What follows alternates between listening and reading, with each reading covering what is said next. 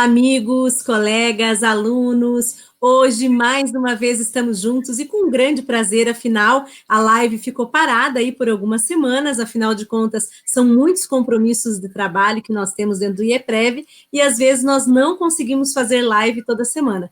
Mas com muita felicidade retornamos agora para uma grande jornada do bate-papo previdenciário que se estende do dia 30 de setembro até o dia 9 de dezembro. Serão muitos encontros. Na verdade, contando com o encontro de hoje, serão 12 encontros para fechar o ano. Então, nós teremos inúmeras oportunidades para estarmos juntos nesse bate-papo previdenciário, sempre tratando dos temas de maior repercussão do cenário previdenciário, trabalhista e tributário. Estamos aí hoje falando com uma pessoa que entende muito do direito previdenciário. Hoje nós vamos entrevistar uma pessoa que já esteve aqui conosco, abrindo o programa desse ano. Então, esse ano, o nosso primeiro programa foi com ele, Dr. José Roberto Sodero, um grande amigo. Já vou colocá-lo aqui na tela para que vocês também possam visualizar o nosso amigo, Dr. Sodero. Dr. Sodero, olá, boa noite. Olá, boa noite, Ana Paula, boa noite para todo mundo que está nos vendo, nos ouvindo. Eu fico muito honrado do convite, do IEPREV, do seu convite, para a gente poder fazer um bate-papo previdenciário aqui.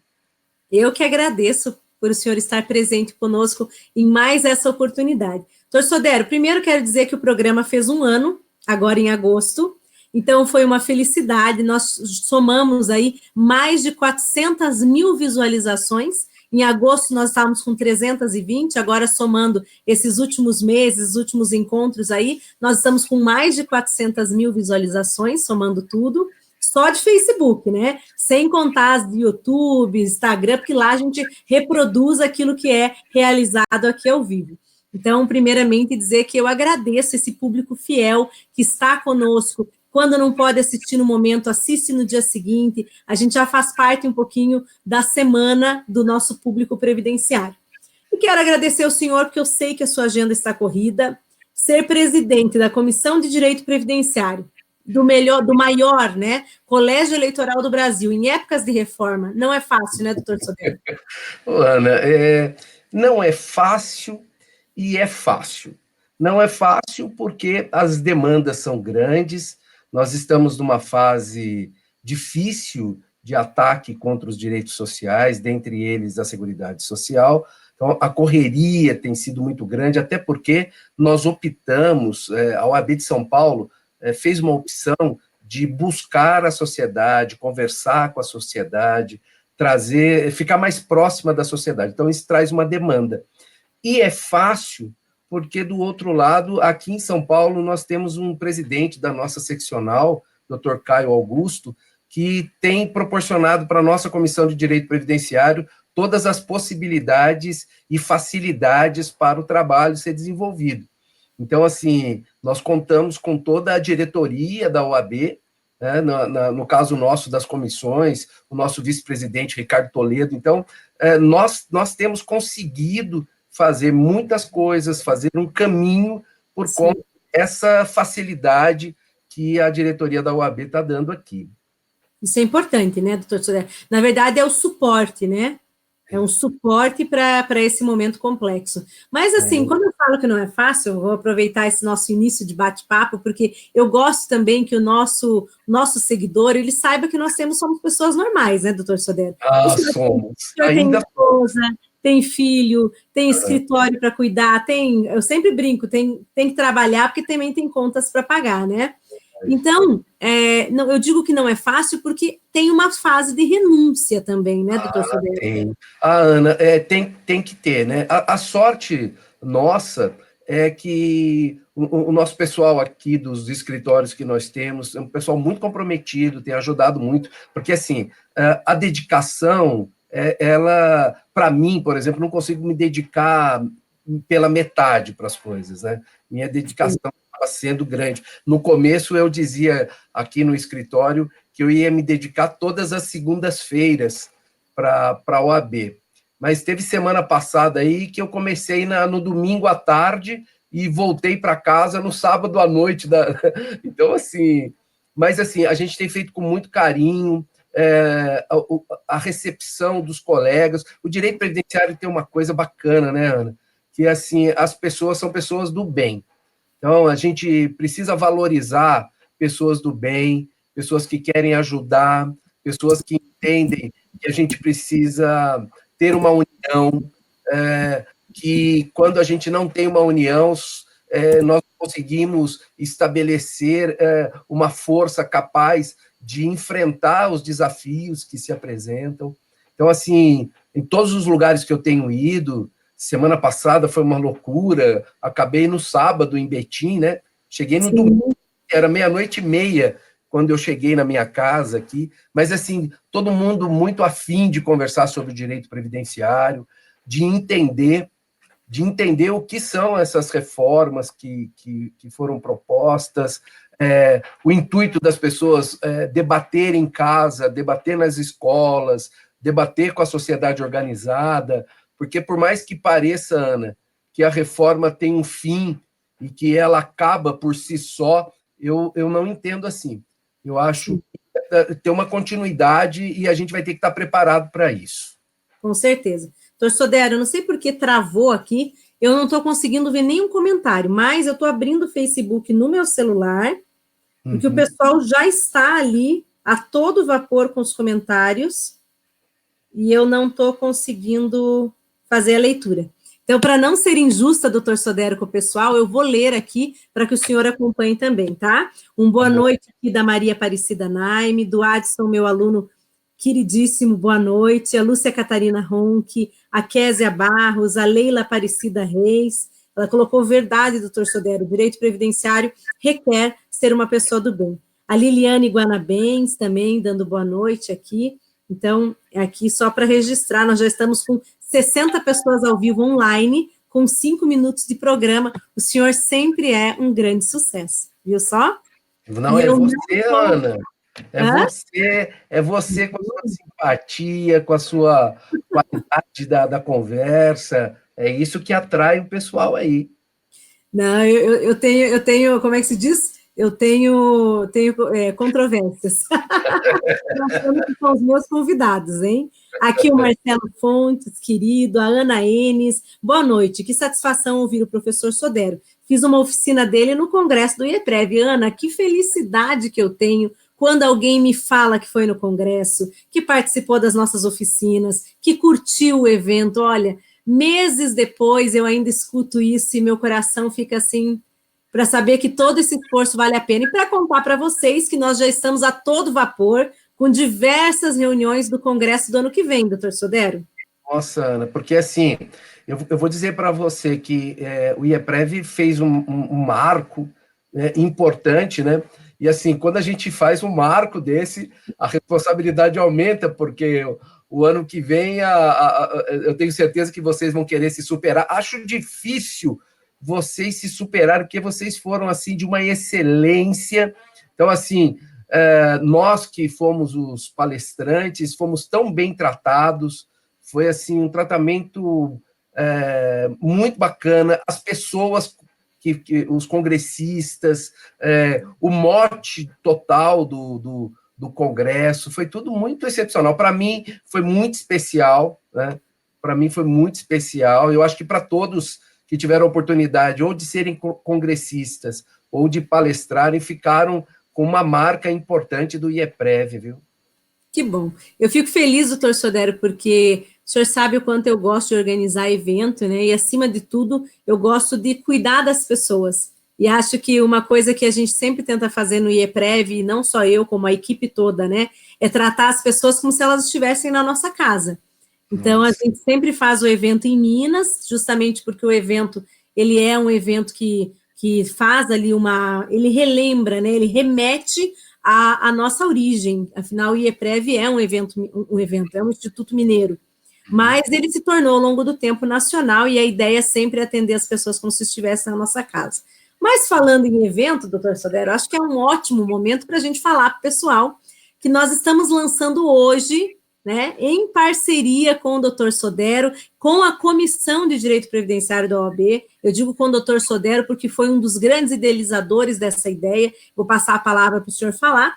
o evento, o seminário do IEPREV em São Paulo, na OAB, no dia 1º de novembro. Eu queria que o senhor falasse um pouquinho para o pessoal que está nos assistindo, para o pessoal que vai assistir depois, um pouquinho sobre esse evento. Então, Ana, para nós é uma grata satisfação poder fazer os eventos junto com os institutos, né? Nós entendemos que a OAB sozinha, ela faz bastante coisa, mas quando a gente se une, quando a gente se junta, a gente tem a oportunidade de passar todas as visões possíveis. E o IEPREV é o primeiro dos institutos que realiza esse sonho da OAB, das parcerias, dessa ideologia de juntar pessoas na nossa sede em São Paulo, na nossa sede institucional, no dia 1º de novembro, né? Nós estamos fazendo isso com muito carinho junto com vocês do IBDP, nós estamos juntando profissionais que fazem o dia a dia do direito previdenciário. Acho que a nossa casa vai ficar pequena para a quantidade de pessoas que querem se inscrever, mas nós estamos, assim, de braços abertos para receber o nosso pessoal de São Paulo, mas também o pessoal do Brasil inteiro, né? Porque São Paulo é uma capital que é uma capital dos brasileiros, né? Todas as origens, na realidade é uma capital internacional, porque todas as origens estão representadas em São Paulo, e receber o IEPREV em São Paulo nessa parceria, né? Trazer as pessoas para a nossa casa, porque, como diz o nosso presidente Caio, a nossa sede é a nossa casa, é o lugar onde o advogado deve frequentar. E a nossa ideia, Ana, desde o começo, foi que a gente pudesse ter mais de um evento por ano. Então, a OAB, antigamente aqui em São Paulo, tinha um congresso da OAB por ano, e ele se esvaziava ali. A nossa ideia é que a gente, com essas parcerias, a gente possa fazer vários eventos ao ano, e aproveitar essa vontade da direção da OAB São Paulo de estar junto com as pessoas, de trazer a sociedade organizada para conversar, e o IEPREV representa tudo isso, né? Você, o Roberto, todos os membros organizadores, toda a parte operacional do IEPREV, com todo o carinho que tem para receber as pessoas, eu acho que vai ser de suma importância esse seminário, vai abrir novos horizontes, vai mostrar para o Brasil inteiro que é melhor estar unido do que estar separado. Principalmente, né? Nós já estamos em conversa com os demais institutos representativos do direito previdenciário, porque queremos todos juntos, e, poxa, assim, eu vou dizer para você que tem uma ansiedade danada minha da gente fazer isso e do resultado que vai dar para todos nós. Com certeza. Deixa eu aproveitar aqui, doutor Sodero, mandar um grande abraço para o João Vitor Marques, que é uma pessoa que, assim, tudo que eu tenho feito dentro do IEPREV, além, claro, da chancela do Dr. Roberto, que é o nosso presidente, o João Vitor é o meu braço direito, eu não poderia fazer nada do que eu faço hoje sem o apoio dele. É um evento muito grande, né, como vocês viram, é um evento que congregou no ano passado, se a gente for contabilizar a equipe, palestrante e congressistas, mais de 1.100 pessoas. Então, é um evento que exige muita organização, muita determinação e disciplina. Eu sou uma pessoa extremamente focada na disciplina, então as minhas coisas, elas costumam dar certo por causa, talvez, até de uma rigidez excessiva de disciplina. Mas o João Vitor tem essa pegada também, né? Então, assim, vou dizer assim, nessa toada que nós dois levamos as nossas organizações, junto com toda a equipe. E aqui não poderia deixar de citar, o congresso do ano passado foi um sucesso, mas a gente teve outras pessoas todas que participaram, a equipe toda participou, né? Então, é muito importante.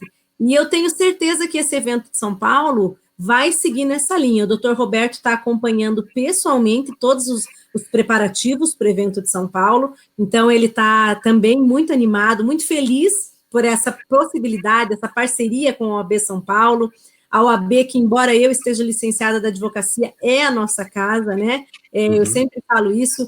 Então, vai ser muito bacana. Eu convido aí todo o pessoal que não são nossos seguidores, uma oportunidade para nos conhecermos pessoalmente, aqueles que porventura a gente ainda não se conhece, e vou passar aqui a lista para vocês saberem quem vai falar. Então, a gente vai ter aí na abertura com o Dr. Sodero, depois a gente tem o Dr. Jesus Najib Feres, vai falar da aposentadoria especial dos profissionais da área da saúde. Vai ter uma palestra comigo, a palestra que eu acabei não conseguindo dar no Congresso Nacional do IEPREV. Eu vou falar do recolhimento em atraso, doutor Sodero. Vou falar do recolhimento em atraso para fins de planejamento tributário. Hoje eu vi uma discussão em grupo de professores, até quando poderia recolher para usar para as regras de transição, até quando não poderia. Acho que a gente tem aí alguns fatores bem importantes para levar em conta, principalmente a razão de ser segurado obrigatório. E aí eu acho que a gente não tem essas limitações que alguns professores estão propagando, de que haveria uma limitação, mas eu vou falar isso tudo melhor no dia, mas eu quero falar a respeito disso, afinal de contas, sendo uma obrigação tributária, a partir do momento em que eu faço pagamento dela, porque eu era um devedor e eu tenho esse direito, eu tenho que ter o efetivo reflexo disso nos meus direitos também. Isso, inclusive, já vem sendo decidido aqui no TRF4, a gente nem discute mais se o recolhimento em atraso entra ou não para carência. Então, eu acredito que nessa toada, a gente tem que ter uma tese, muito firme nessa tese, para defendê-la nos tribunais aí, para o que vem se aproximando com essa reforma. Já dei um spoiler da minha palestra. Caramba, hein? Foi chique isso, hein? Na sequência, a gente vai ter a família Opitz, né? Vamos ter Opitz pai e Opitz filho. Puxa vida, hein? Maravilhosos, vão falar de meio ambiente laboral, quesitação, o neto vai tratar da quesitação para fins de pente fino. Então, vamos remoer aí toda essa problemática atual que a gente tem acompanhado. Já o João, né, o Opitz Júnior, ele vai falar do meio ambiente laboral e dos reflexos disso nos benefícios por incapacidade. Na sequência, a gente tem o Seral, doutor Seral, ele vai falar para nós da mini-reforma previdenciária instituída pela MP convertida em lei e do pente fino. Então, ele vai trazer essas novidades, ele lançou um livro agora, recentíssimo sobre o tema, vai estar conosco para falar sobre isso. E, na sequência, encerrando o nosso seminário, Miguel Orvati falando sobre reflexos da PEC, ou seja, reflexos da reforma da Previdência no regime próprio, e o Roberto encerrando com os mesmos reflexos da PEC, só que no regime geral. E, é claro, a abertura do evento vai ficar por conta do queridíssimo doutor Sodero, né, que vai fazer uma contextualização do que nós estamos vivendo e direitos sociais. É isso daí, Ana. Olha, vai ser um evento maravilhoso. Eu estou vendo aqui que a professora Heloísa Pancotti está mandando um abraço para nós. A Heloísa é uma querida, o Luiz, esposo dela, também é um querido.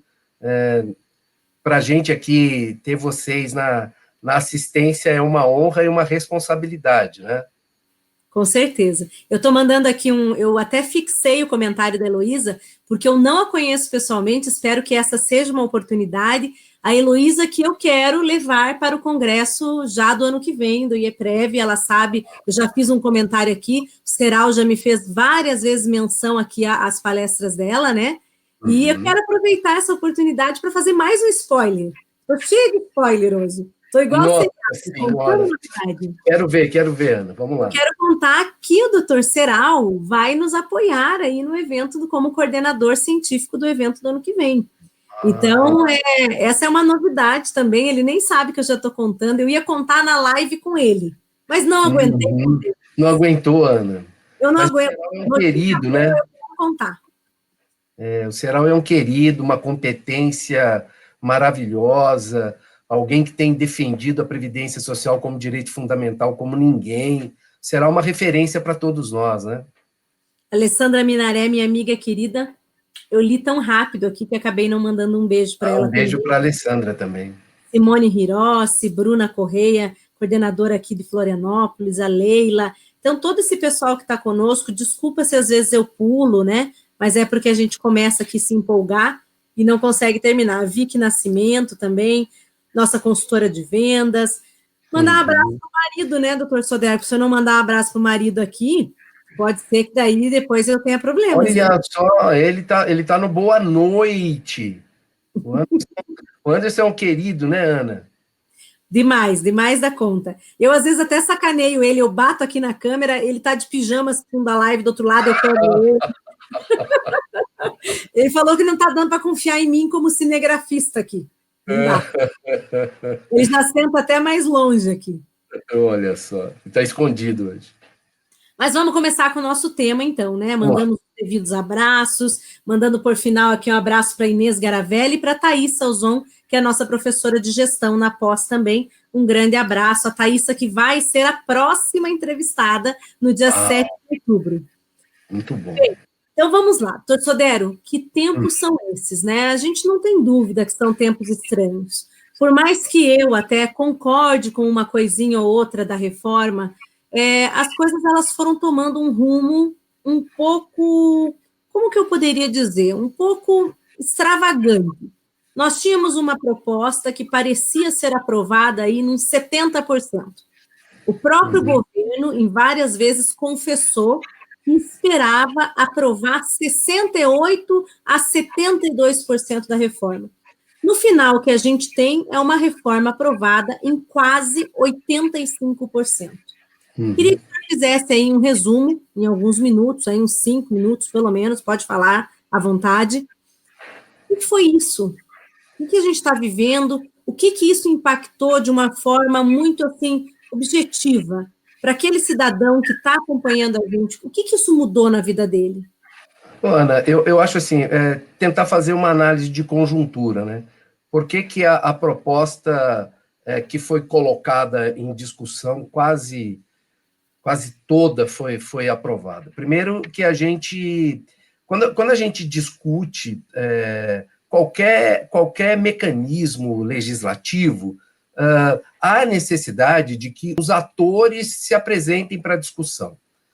E no caso dos direitos sociais, e a gente já experimentou isso na reforma trabalhista, os atores sociais mais importantes estão com dificuldade de mobilização. Houve, entendo eu, ao longo desses últimos tempos, um ataque muito grande a todos os atores sociais que poderiam dar voz à sociedade. Começa com um enfraquecimento das entidades sindicais, das entidades sociais, dos movimentos representativos do ponto de vista social, e preciso dizer para vocês também de um ataque muito grande à Ordem dos Advogados do Brasil, a OAB. Então, houve uma dificuldade da conversação com a sociedade brasileira, no momento de polarização, no momento que, se você defende algumas posições, você é de um lado, se você defende as outras posições, você é do outro. Então, assim, o que aconteceu, né? O resultado disso foi que o debate ficou polarizado do ponto de vista de você ser preto ou você ser branco, de você não ser o cinza. E isso esvaziou, entendo eu, o debate no Congresso Nacional. Houve uma propaganda grande na mídia, o Estado foi, vamos dizer, entre aspas, esperto no formato com que ele atacou a questão da necessidade da reforma. Eu preciso dizer para você e para vocês todos que não há, eu acho, no direito previdenciário, alguém de sã consciência que entenda que num pacto de 35, 40 anos, que há necessidade de fazer ajustes.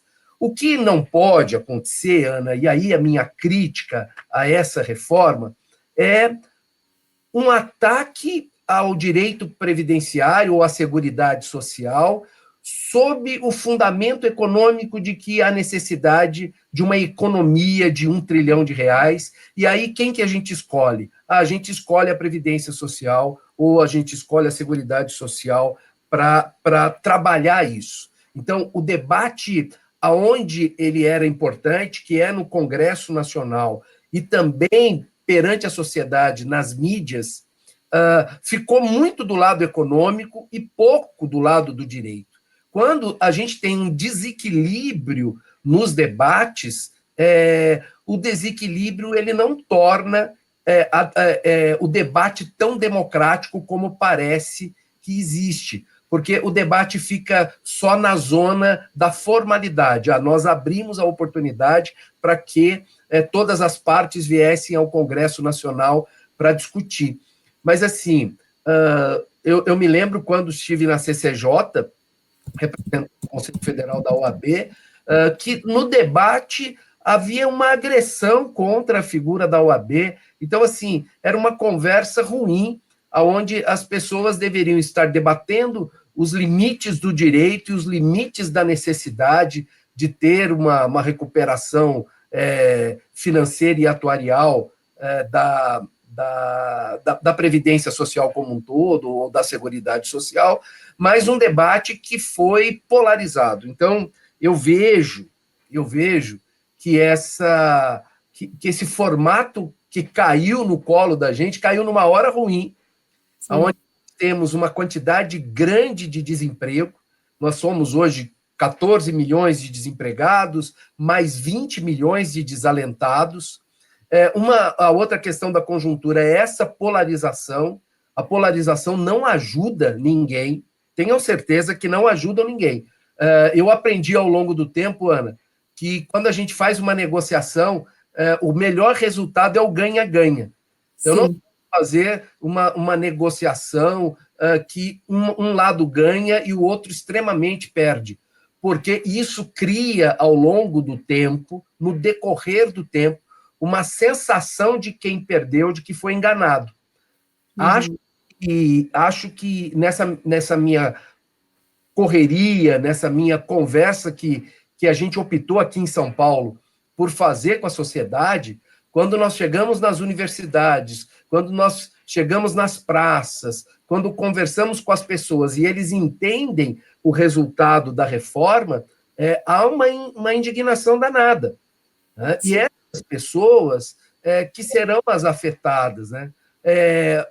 Achamos nós que a conversa estatal foi ruim, nós não tivemos uma efetiva discussão sobre a questão atuarial, o governo não trouxe um atuário para discutir, a discussão foi no PowerPoint, foi tipo, nós elegemos um governo e nós damos a condição de que tudo que o governo fala é verdade. Eu tenho certeza que os técnicos do governo são muito competentes, mas nós deveríamos ir para um debate mais adequado, sem essa coisa de esquerdopata, de ultradireita, tentar andar nessa zona cinza, e isso eu acho que acabou não acontecendo, e acho que é ruim para a Previdência Social. Nós vamos ter dificuldades para as aposentadorias voluntárias. É difícil quando você diz que você tem que ter uma idade mínima no Brasil, numa época em que as pessoas com essa idade mínima são poucas pessoas no mercado de trabalho e contribuindo para a Previdência Social. Por exemplo, o IBGE diz que homens com 65 anos ou mais no mercado de trabalho são 0,3%. Então, assim, os candidatos à aposentadoria voluntária serão pouquíssimos. Né? Tem questões que a gente pode... Pode falar. Querendo lhe cortar, mas assim, até o meu esposo, a maioria aqui já conhece ele, mas ele trabalha com geriatria e gerontologia, então ele estuda muito essa questão da idade relacionada também ao trabalho. E um artigo que ele escreveu, até está no livro que o Zé Ricardo lançou, da perícia biopsicossocial, eu tive o prazer de escrever junto, e a gente tratou exatamente disso, falando assim, olha, qual é o cenário brasileiro para a pessoa idosa? E depois, partindo desse pressuposto, né, quem é o idoso no Brasil, como o idoso trabalha no Brasil, a gente foi para uma análise do que seria, então, a incapacidade no idoso, e se nós estaríamos, então, preparados, agora até ele está terminando a tese de uma dissertação dele, num outro tema a respeito também envolvendo essa questão, e dizendo o seguinte, o nosso idoso, ele está preparado para trabalhar? E quando a gente fala preparado, a gente não está falando dele pessoalmente, mas ele recebe os incentivos necessários, ele tem saúde, primeira coisa. Primeiro que a gente sabe que qualificação o nosso idoso não tem, ou a grande maioria esmagadora. Mas, segundo, ele tem saúde para desempenhar? E outro ponto, as empresas, eu sou uma pessoa que trabalha com base em empresa, o senhor sabe disso, mas isso em momento algum me afastou do meio social. E o outro aspecto que nós tratamos hoje nas palestras, nas confederações de indústria, de comércio, é o seguinte, as empresas, elas têm condições de lidar com o idoso? Elas estão preparadas, porque apoiaram a Previdência, apoiaram a nova Previdência, mas elas estão preparadas para admitir essas pessoas em seus quadros? Então, será que estão preparadas? É esse contexto que precisava ser debatido. Como é que se diz? Cochichando, sussurrando, que eu esqueci de falar, que elas não têm as adaptações necessárias, melhorei a palavra, no ambiente laboral para receber pessoas idosas, né? Porque, assim, o primeiro que a gente precisa entender qual é esse mercado de trabalho, né? Porque, assim, esses dias falaram para mim, mas o senhor, há quantos anos que o senhor está trabalhando, né? Mas, assim, nós, advogados, ainda estamos numa condição de facilidade de acesso. Essa não é a realidade do trabalhador brasileiro, né? Por exemplo, o trabalhador de indústria, com 50 e poucos anos, ele já começa a se tornar um peso. Primeiro que o trabalhador que está numa empresa já há algum tempo, quando ele chega nos 50, 55 anos, ele está ganhando bem, entre aspas. E aí a empresa já entende que pode trocar ele por alguém mais novo, com uma qualificação maior do ponto de vista formal, com um salário menor. Então, assim, não há um programa estatal brasileiro de incentivo para que o idoso brasileiro, ou o trabalhador com uma idade mais avantajada, que ele possa se manter. Então, por exemplo, eu vejo que quando a gente dá desonerações para as empresas, a gente não faz exigências.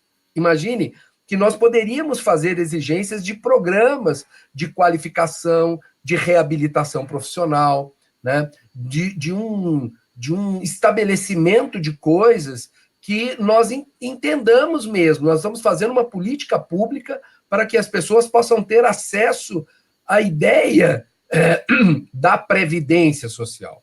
Porque me parece que se a gente pudesse fazer um slogan sobre essa nova previdência, a ideia, o slogan seria não temos mais a pré-vidência.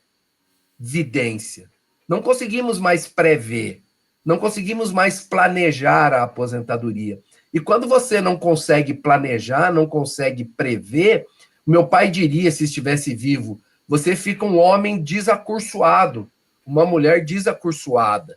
Você não consegue enxergar o horizonte, né? Você perde o horizonte. Quando você perde o horizonte, você não quer mais, você fica desgostoso.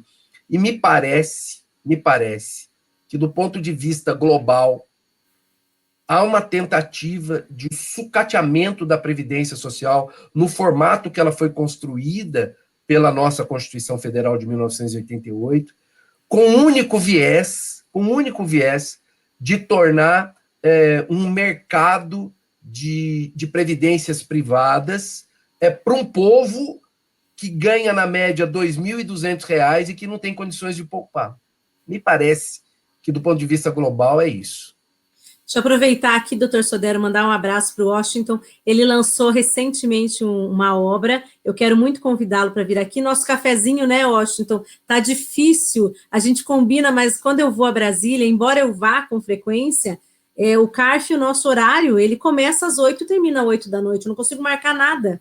Tá super difícil, mas eu quero muito marcar esse nosso café, viu? Mandar um abraço para o Rodrigo Sodero. Seu filho já está aí, né? Dando um abraço para nós e agradecer a presença dele sempre aqui com a gente. O Rodrigo, que já tem também uma data marcada para estar comigo. Eu já vou olhar aqui qual data que nós marcamos. Você acredita que eu não decoro, gente? Vocês sabem que eu sou ruim de data. Mas daqui a pouquinho eu vou passar a lista de todos.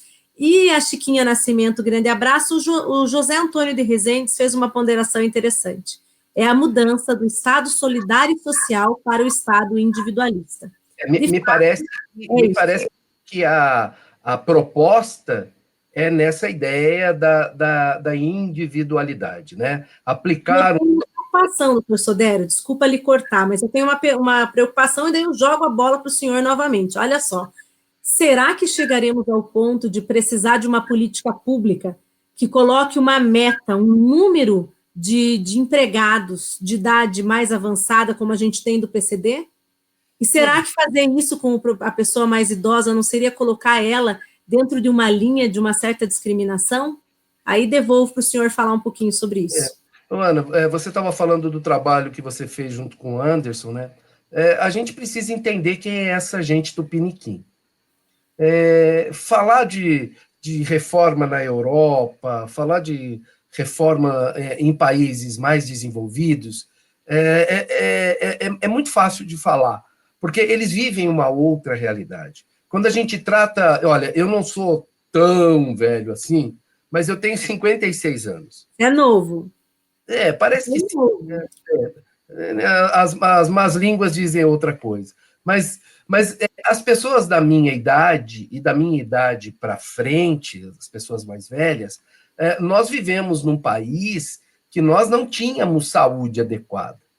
Nós vivemos num país que não tinha fio dental para você passar nos seus dentes, e isso trouxe para as pessoas uma dificuldade do ponto de vista odontológico, uma dificuldade do ponto de vista de saúde.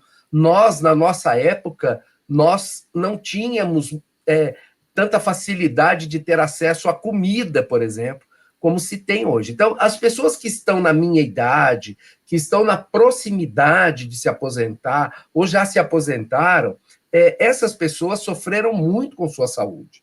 Então, a gente precisa entender quem é esse trabalhador.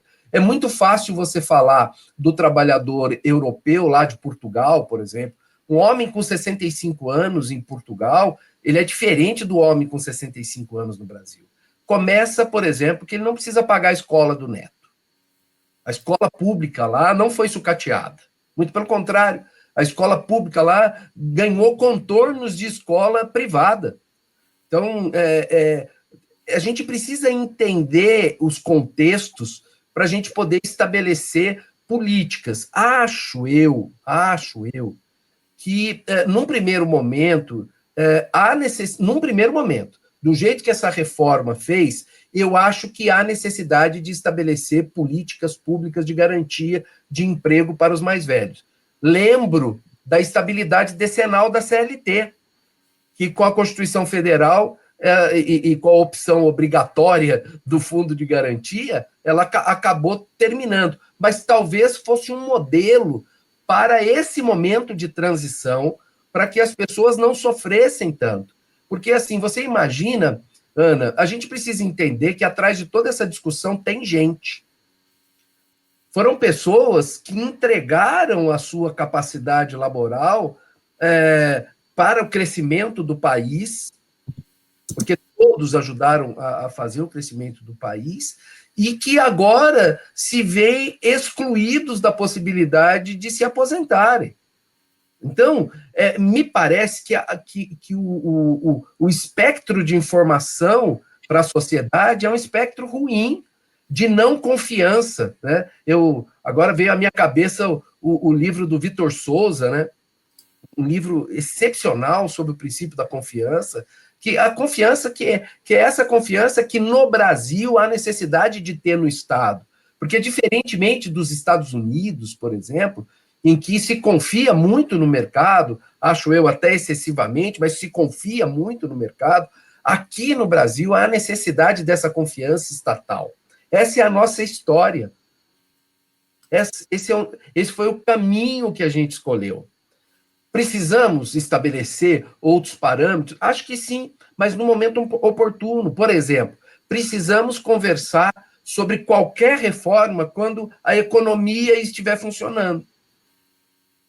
Quando a economia estiver a vapor, podemos conversar sobre reformas, porque me parece que é um momento adequado para a gente poder entender o que está acontecendo. A gente não pode ter, por exemplo, perde a confiança quando o Estado brasileiro avisa as pessoas de forma absurda e sem dados técnicos de que a reforma da Previdência vai criar empregos. Porque não vai. Que a reforma da Previdência, a partir da reforma da Previdência, o PIB brasileiro vai dobrar. Não vai. Porque a reforma da Previdência não é um mote para isso.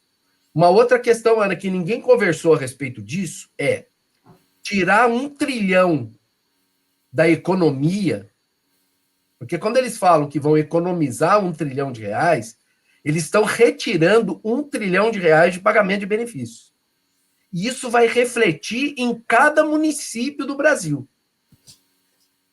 E as pessoas precisam entender esse reflexo que faz nos municípios, né? A gente precisa avaliar o que acontece na padaria, no mercadinho, no supermercado, no açougue, no bar da esquina, no pasteleiro, no vendedor de pipoca, quando eu tiro durante 10 anos, 1 trilhão de reais da economia e vou pagar juros da dívida com isso, porque me parece que pelo menos isso ficou bem delineado para a gente quando o governo se apresentou lá na OAB, né?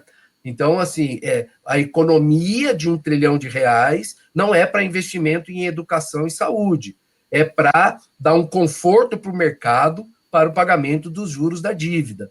E eles entendem que eles dando esse conforto, que o mercado vai se sentir atraído para investir no Brasil. Então, a gente precisa entender que a gente está tirando 1 trilhão de reais da nossa economia. E isso precisa ser visto com cautela, né? Dentre outras coisas, né, que eu assim, nunca, não é um tema, assim, não é o tema nosso, mas eu vou fazer esse comentário que eu não vou aguentar. Linda sua caneca. Tomei até uma aguinha, minha canequinha, você viu que bonitinha, gente? Olha, é verdade, linda. Vou começar a sortear a caneca do bate-papo aqui. Muito bom. Um outro comentário que eu não ia aguentar, mas eu vou fazer, né, a questão da amortização dos juros, né? Assim, tem muita coisa que a gente tem que ser honesto, eu sempre falo, tem coisas que o governo tem razão? Tem coisas que ele tem razão, a gente tem uma questão demográfica aí para enfrentar no futuro, não dá para deixar de falar, mas a gente tem formas de lidar com os problemas, né? E a forma não é jogar a população na miserabilidade, não é trazer o caos social, porque o capitalismo não sobrevive ao caos também, não. Então, não adianta forçar que o capitalismo também não sobrevive à falta de aquecimento do mercado. Então, a gente tem que ser muito honesto em dizer assim, temos coisas para melhorar, temos, a reforma tinha pontos que eu considero, na minha opinião, que a gente teria que, um momento, trabalhar com a questão da repartição simples. Agora, o que não dá é para tentar colocar a capitalização num país que o empregado, o trabalhador, não tem massa salarial. Então, essa é uma discussão muito legal que você está trazendo, né? Porque, assim, no contraponto do problema demográfico que a gente tem, e a gente tem uma questão demográfica, que é estatística, não dá para fugir dela, no contraponto da questão demográfica está a massa salarial do brasileiro. Porque a gente não paga conta com o número de pessoas, Ana. Sim. Paga conta com dinheiro. Eu dou um exemplo simples. Nós somos aqui 113 agora. 113 pessoas. Você imagina que se nós, 113, quisermos dar um presente para você, fôssemos numa loja dessa de magazine e comprássemos uma televisão de 120 polegadas para te dar de presente. Nós, 113. E na hora de pagar, nós chegaríamos os 113 lá na gerência, lá no caixa da loja, e falavam, nós estamos pagando com a nossa presença. Os 113. Eles iam rir e falar, olha, não se paga com gente, se paga com dinheiro, com massa salarial. Então, quando a gente tem massa salarial de R$ 2.200 e a gente precisa de mais R$ 3.600 de média salarial para a gente poder chegar ao teto da Previdência, eu vejo que o problema da demografia fica minimizado. Eu acho que o enfoque, é lógico que há esse enfoque de quantidade de pessoas, mas esse enfoque também precisa ser discutido sobre o lado do ponto de vista da massa salarial. E massa salarial, Ana, só é resolvida a médio e longo prazo com educação. Sem dúvida. Não tem outra forma da gente resolver isso. E aí a gente não pode congelar investimento em educação por 20 anos, a gente não pode contingenciar dinheiro de universidade. Então, assim, a gente não pode ir na contramão. Ou chegar ao ponto, né, doutor Sodero, que conversando com alguns colegas, até agora, recentemente em Brasília, alguns conselheiros do CARF são professores catedráticos de algumas universidades. Chegar ao ponto de ter que cortar serviços básicos das universidades, aí começa a me preocupar também.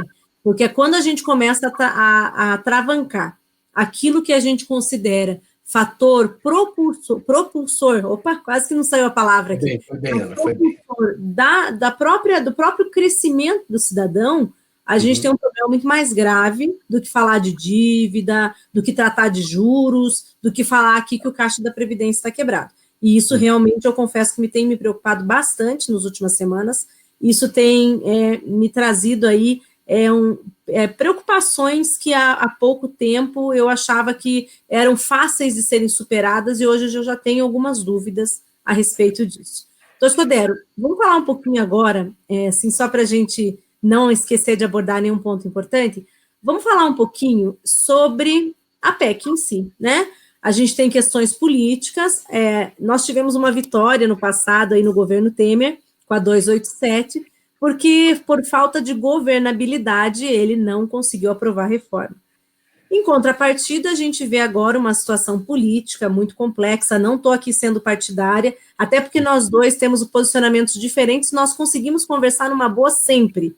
É isso que eu mais tenho prazer das nossas conversas, dos nossos diálogos em churrasco, em escritório, em palestra, essa possibilidade da gente sempre conversar de um modo muito honesto e muito aberto. Todos os que eu estou lendo aqui nos comentários são muito verdadeiros. Então, eu que frequento a sua vida pessoal, com a sua família, eu quero poder fazer esse testemunho aqui para quem está lhe fazendo esses elogios, para dizer que não é somente na vida profissional, né? O senhor é essa pessoa maravilhosa na vida pessoal também. E então, doutor Sodero, o comentário que eu ia fazer... Eu quase não coube na tela agora, hein? Por quê? Encheu o meu ego aqui, eu fui quase extrapolando, eu quase não coube na tela, viu? Aí é por isso que é bom ter amigos, né? Por isso que é bom ter amigos. Não, mas é porque eu estou vendo o pessoal fazer os elogios e eu estou contando para que eles saibam que é tudo isso e muito mais, viu? A pessoa de um coração que não cabe no peito mesmo, não cabe nessa tela. Mas, voltando aqui às minhas considerações, doutor Sodero, para dizer o seguinte, essa situação toda aí que nós temos com essa PEC nova, sei lá, parece que a PEC estava sendo aprovada a jato. De repente, as coisas deram uma parada. Afinal de contas, o Congresso Nacional, para votar, sempre quer alguma coisa em troca, né? Vamos ser muito sinceros aqui, não estou citando nomes, não estou ofendendo ninguém, mas estou fazendo uma análise de contexto, que a gente sabe que a conjuntura que a gente vive tem sido essa. E aí, nós temos uma PEC paralela que surge do nada, né? Surpreende, e veio surpreender mesmo. Queria muito que o senhor fizesse algumas palavrinhas aí, falasse um pouquinho para a gente sobre essa situação, porque quem está acompanhando não sabe o que é PEC paralela, às vezes alguém que não é do direito previdenciário, mas está aqui conosco hoje, saber, afinal de contas, foi para votar, passou na CCJ, passou na Câmara dos Deputados, foi para o Senado, como é que está acontecendo? Fala um pouquinho para a gente, doutor Sodero. Ana, primeiro, uma questão muito importante para nós que me parece que as comissões que a gente tem, por exemplo, CCJ, tanto na Câmara como no Senado, elas são faz de conta. Não há uma discussão balizada a respeito de princípios constitucionais para discutir a matéria. O nosso Congresso, embora seja um Congresso novo, ainda trabalha sobre mecanismos antigos. São os mecanismos do toma lá da cá. Eu me lembro que na Câmara, um dia antes de se aprovar a reforma, o texto da reforma foi liberado 2 bilhões de reais para os parlamentares nas emendas obrigatórias e tal. O que a gente vê é que o mecanismo de negociação não é um mecanismo de negociação do ponto de vista da política, do entendimento político a respeito da matéria. Ou nós estamos do lado desse, então nós aprovamos, ou nós estamos contra esse e nós reprovamos. Não há esse debate mais eu não quero dizer nem técnico, mas do ponto de vista de entendimento político das questões. Isso faz com que, em algum momento das discussões, por exemplo, houve um bloqueio na questão da participação dos estados e municípios. E isso, de fato, poderia levar à não aprovação do projeto de emenda constitucional. Por que isso, né? Porque existem interesses pessoais e não interesses globais na discussão. Porque um vai ser candidato, não quer enfrentar os servidores públicos. Nós precisamos lembrar que os servidores públicos, ao longo do tempo, se organizaram, né? Os servidores públicos têm uma organização, é muito bacana de ver como é que eles se organizam, o encaminhamento que eles têm dentro do Congresso Nacional, a participação. Preciso dizer da qualificação dos servidores públicos para isso, né? É importante ver como eles qualificam o debate, além do debate político propriamente dito, dos dados que se tem. Uma dessas entidades, a Anfip, por exemplo, tem produzido debates importantes, né? Tem material de alta qualidade, né? Estatística. Com dados, com números, né? E isso traz uma qualificação no debate. Mas o Congresso Nacional acaba vivendo dessas discussões de vai liberar emenda, quem vai para o segundo escalão, para o terceiro escalão. Aí tem uma questão que aconteceu agora no Senado Federal, de haver um incômodo por conta da Polícia Federal ter feito uma blitz lá na casa, no Senado, e aí seguraram agora a discussão da reforma.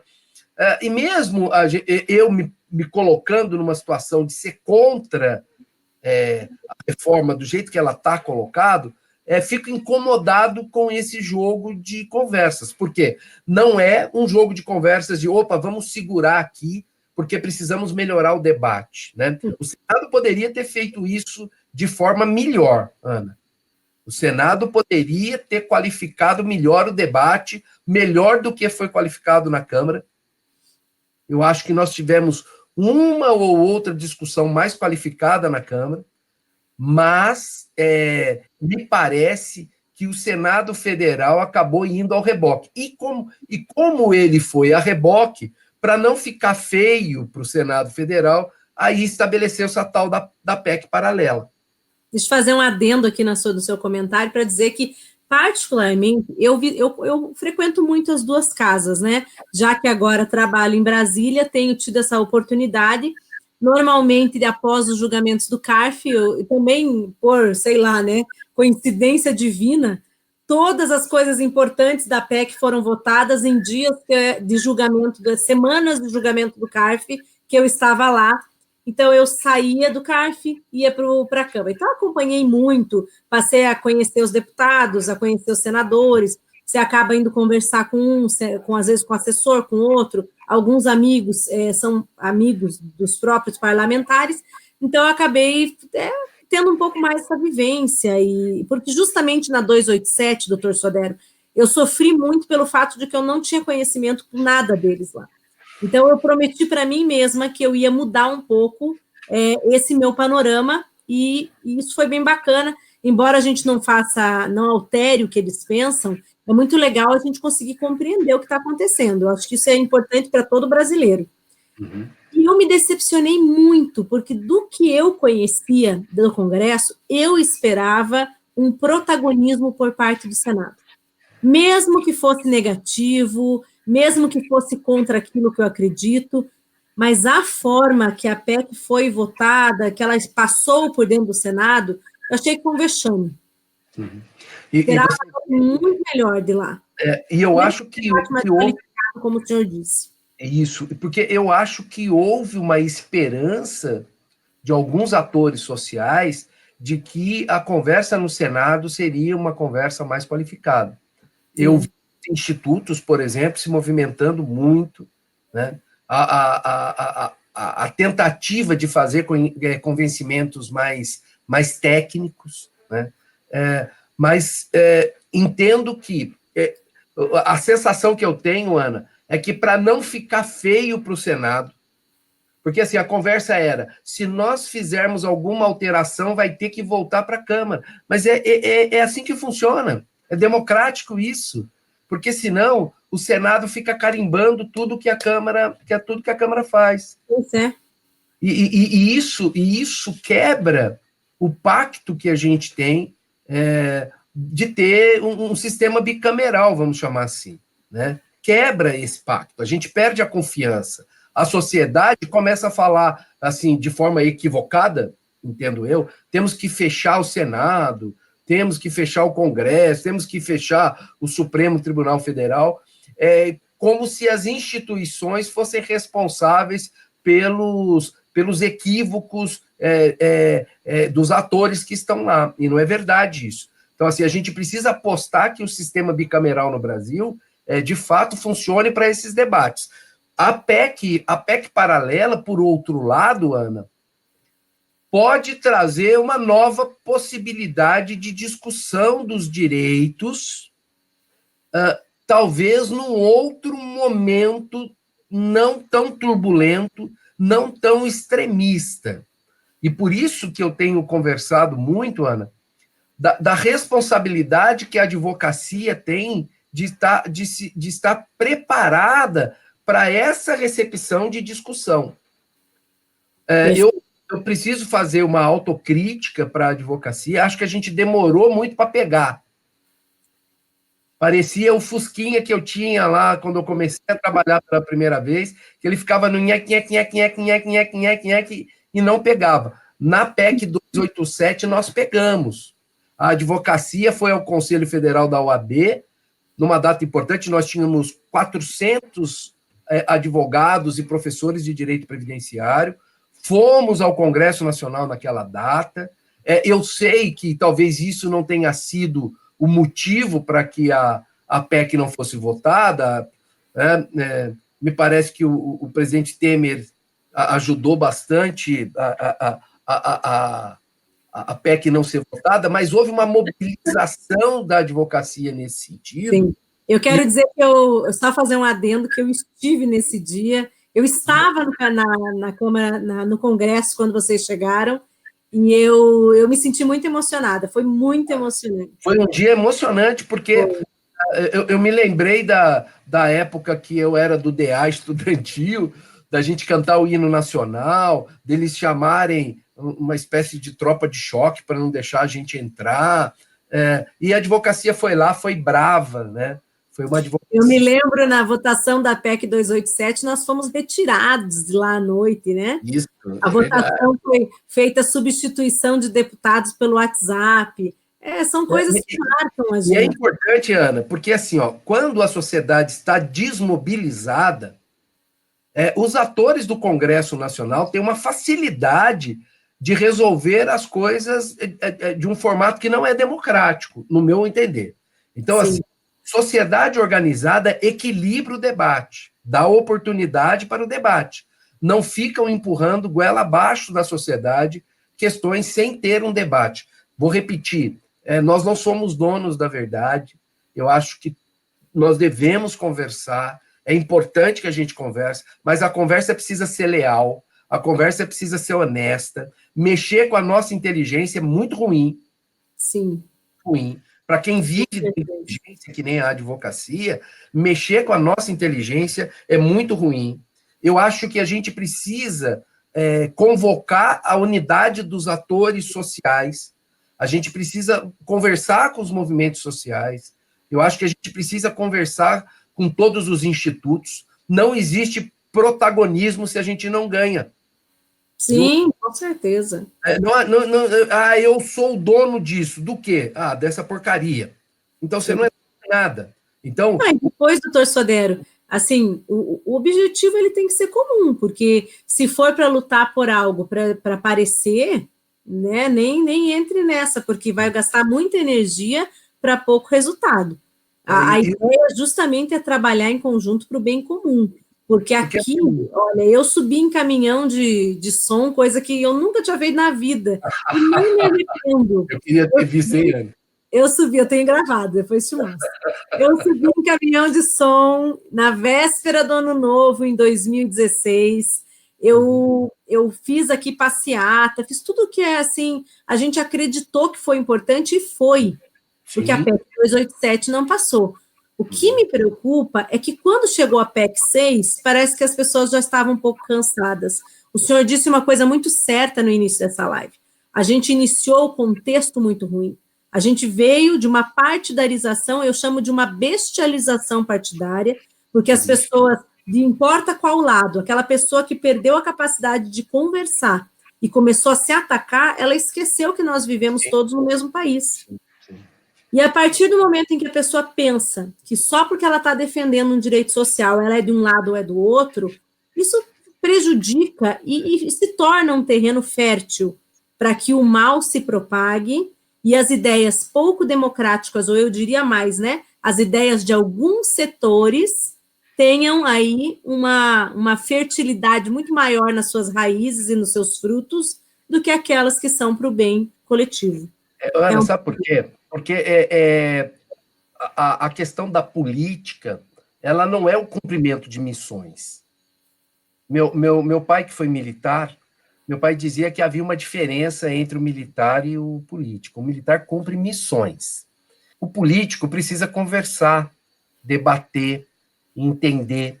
E nós, como seres políticos que somos, precisamos do diálogo. Né? Nós precisamos ponderar. Nós entendemos que nós estamos num momento de dificuldade de arrecadação previdenciária? Entendemos. Agora, nós entendemos também o motivo pela diminuição da capacidade de custeio previdenciário. Há uma dúvida grande nossa, da sociedade brasileira, e que ela acaba sumindo no debate, o que aconteceu quando a gente teve superávit? Onde está esse dinheiro?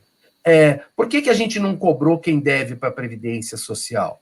Que história é essa que nós não temos mecanismos para cobrar de quem pode pagar, e nós colocamos, sob o pretexto de fraudulentos, várias pessoas que deveriam estar em gozo de benefício por incapacidade na rua, e dizendo para as pessoas, se vira, vai lá e procura o seu direito. Né? Nós temos visto também, Ana, que uma questão muito importante que a gente precisa avaliar. O governo tem sido muito inteligente na estratégia que ele tem usado. Sim. Então, na hora que a gente está na discussão do debate, o governo conseguiu aprovar uma dificuldade da competência delegada nesse período, que a gente ficou quietinho, né? O governo conseguiu fazer valer a MP 871, que colocou pessoas incapazes para retornar ao trabalho. O governo tem feito um trabalho muito inteligente, e a gente precisa dizer que é bacana do ponto de vista de estratégia, mas que tem um motivo que não é o direito social, mas eles têm sido efetivos. Então, eles têm cumprido uma missão. Uma missão sem debate, sem discussão, e a sociedade tem ido a rodo desse cumprimento. Eu vejo que nós temos que começar a pensar do ponto de vista estratégico. Por isso, a minha ideia, Ana, que a gente precisa se juntar. A gente precisa sentar e conversar para a gente poder entender a questão das estratégias, porque o sentimento que eu tenho é que a gente está tomando de goleada na questão da ausência de estratégia para enfrentar as coisas do jeito que elas estão se colocando. Então, a gente tem Nós temos uma esquadra muito boa de advogados e professores de direito previdenciário. Nós sabemos o quanto que as pessoas vão sofrer. Nós estamos debatendo do ponto de vista do processo, do direito material, as questões, mas nós estamos sem estratégia de atuação. Isso acontece, doutor Sodero, por vários motivos, né? Eu vou até fazer uma ponderação aqui. Eu já fui muito criticada no cenário previdenciário, até hoje faço esse comentário aqui, sem nenhum assim, nenhuma picuinha, pelo sentido assim, eu sou uma pessoa que sempre fui muito política, mas não no sentido de aceitar tudo, eu sempre fui muito combativa também, mas sempre fui muito de estratégia política, de aproximação com o Congresso, essa questão do STJ, do STF, sempre fui muito criticada por isso, porque grandes setores da nossa sociedade acreditavam que você ser um técnico, que você ser um jurista, significava estar alheio à política. E eu fui muito criticada por muito tempo dessas minhas ideias de aproximação, de ter que acompanhar a política, ter que conversar com o juiz, e muita gente, muitas vezes, ainda falam sobre isso, sobre essa ideia de que não, de que tem que manter essa distância, que o bom jurista, ele debate ideias. O problema é que o bom jurista que debate ideias não tem efetividade nas ações. E nós precisamos, e a sociedade precisa de grandes juristas que estejam dispostos a arregaçar as mangas e colocar a mão na massa. E isso que não é fácil. Eu tenho essa crítica, eu faço porque fui muito criticada por fazer, e hoje eu digo, olha, o que a gente precisa é ter a coragem de conversar, de debater, de contrariar, de ir conversar numa boa, mesmo não gostando daquilo que vai ouvir, mas ter que ir. E isso é necessário, muito necessário. Então, Ana, você percebe lá no Congresso Nacional, por exemplo, né, que nós não temos representatividade do direito previdenciário no Congresso Nacional, por exemplo. Nós não temos alguém que você possa falar, olha, nós temos representantes aqui. Nós não pensamos nessa estratégia. Nós não temos uma bancada forte da advocacia, doutor Sodero, perdão por lhe cortar, né? Quando os médicos perceberam, no caso principalmente aí no caso dos mais médicos, que estava havendo estava sendo desvirtuada a ideia dos mais médicos em alguns momentos, os médicos se uniram. Em menos de 3, 4 anos, eles formaram a Frente Parlamentar da Medicina. Eu fiquei sabendo que formaram agora da advocacia, viu, Ana? Eu fiquei sabendo também, lá na reunião da sua comissão lá de São Paulo, eles falaram. Mas eu pensei, meu Deus, o advogado, 70% dos políticos são advogados, têm formação em direito. Não quer dizer que sejam advogados. Mas eles têm formação em direito. E aí me surpreende que a gente não tenha uma formação parlamentar da advocacia. Olha um exemplo. Quando a gente foi aprovar o Simples para a advocacia, a OAB teve que se desdobrar, a OAB Conselho Federal, e nós ainda ficamos no anexo 4, que tem cota patronal, porque a OAB não conseguiu ter mais força política para inserir as sociedades de advocacia no Simples. Isso é só um exemplo do quanto nós não temos como é que eu falo, uma bancada da advocacia lá dentro que possa pensar em questões sociais de interesse da advocacia. Então, Ana, mas assim, eu vejo que é importante a gente fazer essa avaliação de conjuntura, análise de conjuntura, que eu chamo, mas a gente precisa aprender com isso, né? A gente não pode entender, por exemplo, que nós vamos parar na nossa qualidade técnica de formulação. Sim. Nós fazemos as nossas formulações, tivemos um período importante que o Poder Judiciário atendeu aos nossos reclamos. Estamos hoje vivendo um outro momento em que tudo gira em torno da discussão econômica. O caso da desaposentação, a votação da desaposentação é um exemplo claro disso. Vamos voltar, então, já lá na decadência, né? Que da decadência a gente contrariou o texto de lei, que conseguiu ser ainda pior.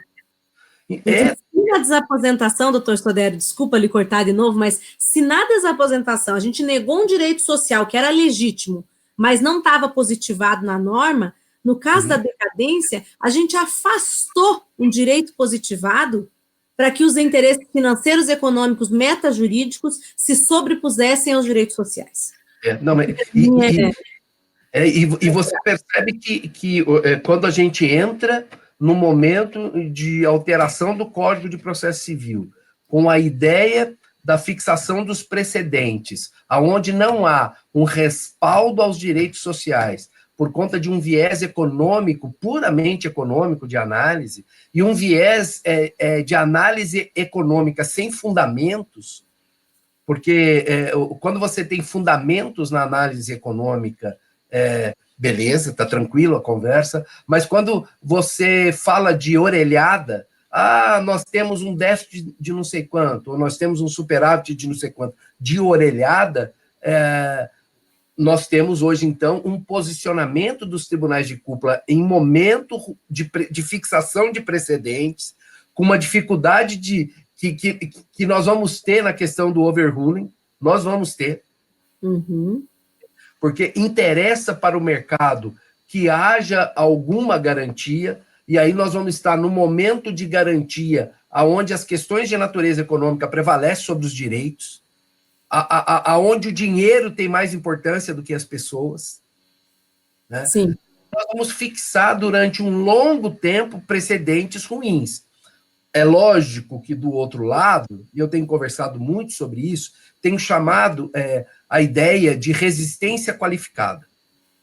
Eu entendo que a advocacia tem um poder de resistência, de resiliência a tudo isso, mas precisamos nos qualificar do ponto de vista técnico-científico, do ponto de vista do debate técnico, mas também precisamos estabelecer do ponto de vista político como é que nós vamos poder interceder em quem decide a vida dos brasileiros. Se é verdade que o artigo 133 da Constituição nos dá a responsabilidade, as prerrogativas para dar voz à sociedade, como é que nós vamos fazer valer a voz além dos tribunais? Como é que nós vamos fazer valer a voz dessa gente aonde se decide o futuro dessa gente?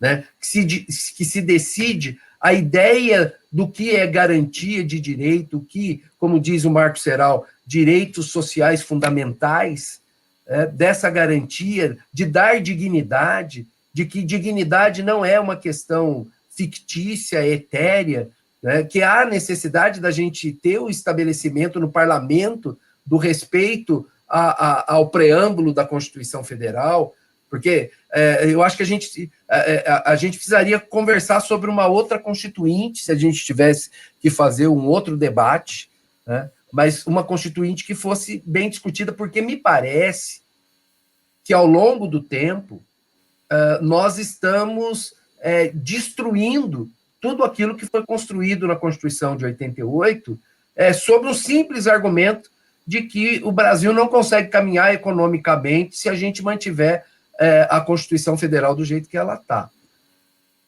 Eu preciso dizer que, quando eu tive a oportunidade de estudar no exterior, não raras vezes recebia comentário dos meus colegas lá de quanto eles achavam que a Constituição Federal brasileira era uma coisa espetacular. Sim. Que a gente tem que lutar por ela. Então, me parece... O interessante é que a gente é um país subdesenvolvido, mas o nosso sistema único de saúde e o nosso sistema previdenciário, ele foi eleito como um dos mais avançados do mundo. Talvez seja porque os interesses do capital não se sobrepuseram naquela época na Constituição de 88. É por isso que essa Constituição tem o nome de Constituição Cidadã. Agora, o que me preocupa, sem dúvida alguma, doutor Sodero, é como a gente pode estraçalhar o texto da Constituição, e quem estiver passando por aí ouvindo nossa conversa pode dizer, que piegas, é piega sim, é a realidade sim, e não tem como deixar de debater. É como a gente pode destruir um sistema previdenciário que tinha cálculo atuarial e colocar no lugar um que não possui. Então, essas coisas, elas são difíceis de engolir. É claro que tem muita coisa, como eu lhe falei, eu posso até concordar com uma coisa ou outra, quem me conhece sabe, tem algumas ponderações que eu acho que a gente precisa de um ajuste, mas o ajuste perdeu a mão, né? esse ajuste, que era para ser um ajuste, ele virou praticamente uma destruição e colocar umas pecinhas de Lego no lugar para fazer de conta que a gente está tendo um sistema previdenciário de volta. Então, me incomoda bastante essa situação. E Ana, eu vejo... social também, perdão. Não, imagina, eu vejo que de fato, eu acho que houve um cumprimento de uma missão por esse governo. Ponto final. O Temer não conseguiu fazer. Essa reforma foi vendida, ela foi negociada, ela foi ajustada para ser feita. Obviamente que eu entendo da estratégia mais aguçada desse governo. Então, pronto, acabou. Destruíram a Constituição Federal com relação aos direitos sociais. Destruíram, mas destruíram em parte. Sabe por quê, Ana? Não destruíram a advocacia previdenciária. Não destruíram quem vai dar voz para a sociedade brasileira. Não destruíram. Eu tenho ido nos lugares e conversado sobre essa questão da responsabilidade que nós temos dessa qualificação da advocacia previdenciária, porque entendo eu, Ana, que temos que estar responsáveis para um futuro da reforma da reforma.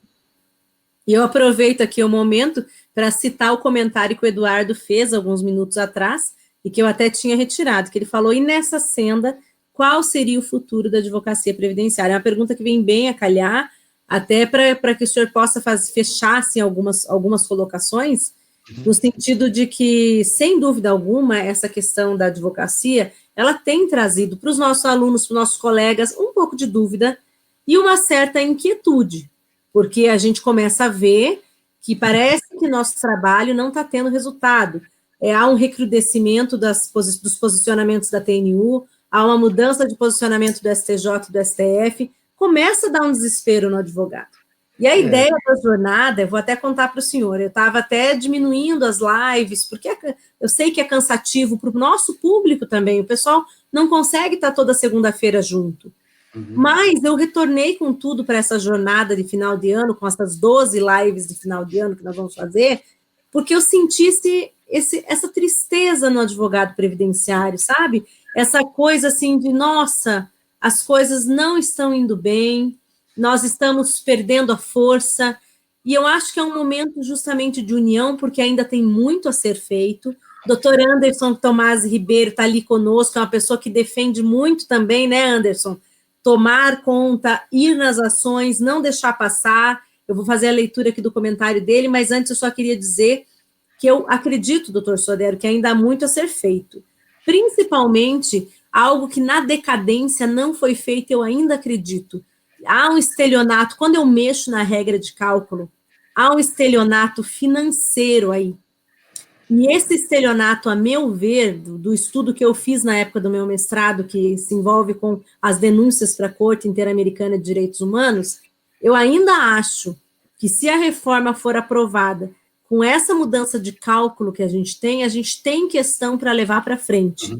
Na decadência, os institutos aqui não estou falando do IEPREV, do IEP, IAP, as instituições, vou falar assim, as instituições responsáveis na época pela ação da decadência, voltaram atrás. Queriam denunciar para a Corte Interamericana, voltaram atrás.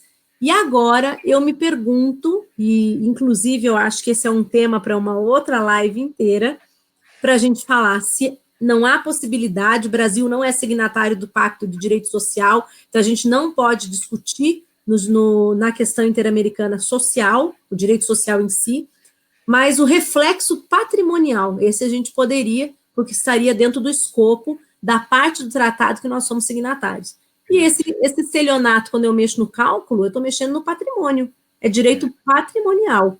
Então, acho que a gente tem ainda muita coisa para discutir dos reflexos dessa reforma. Eu acho que eu acho que a advocacia tem um papel muito importante nisso. Primeiro, que depois de 30 e poucos anos advogando, eu entendo que a advocacia previdenciária trabalhou muito mais nos períodos de crise. Ponto final. Só acho que a gente não tinha entendido que que a gente poderia trabalhar, embora individualmente nos processos dos nossos clientes, de forma conjunta do ponto de vista da estratégia. O que eu vejo do ponto de vista de estratégia que a gente pode adotar? Por exemplo, acho que a advocacia tem uma obrigação de discutir as questões da constitucionalidade da reforma. Ponto. De que forma fazer isso? Qual a estratégia que deveremos fazer? Vamos fazer um controle concentrado da constitucionalidade? Não, porque nós já sabemos o resultado. Como que nós vamos discutir com a sociedade isso? Entendo eu, fazendo controle difuso de constitucionalidade. Em cada processo que a gente fizer, em cada discussão que a gente fizer no nosso processo, nós vamos debater com o juiz que está próximo da gente. Nós vamos fazer com que esse juiz tome uma posição. E que esse juiz, depois, a posição desse juiz seja debatida depois nos tribunais, nos TJs, nos TRFs, porque nós vamos fazer a discussão de base. Não importa se o resultado vai ser ruim lá no Supremo Tribunal Federal. Nós vamos começar a fazer uma discussão, nós vamos, desculpem o nome, socializar a discussão. Nós vamos democratizar a discussão aqui, onde as pessoas vivem. Porque, assim, não é lá em Brasília que as pessoas vivem.